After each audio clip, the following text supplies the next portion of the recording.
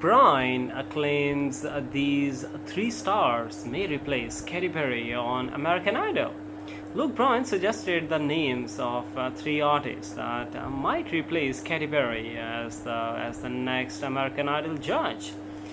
In a recent interview with Billboard, the country-on singer disclosed a few names being considered for Katy Perry's spot on the iconic ABC singing competition.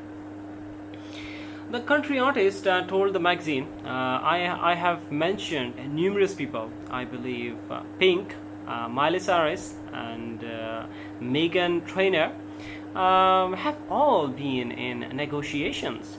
It's been interesting, the 47-year-old singer explained. Bryan said it's been something Disney has been very tight-lipped about with me.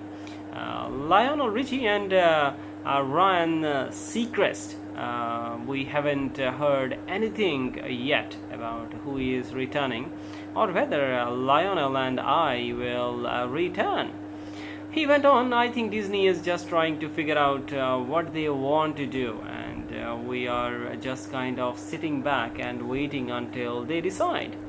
Furthermore, Bryan stated that Perry was perfect for the job and that they are just working very hard to find somebody that can really come in and do the job that Katy did.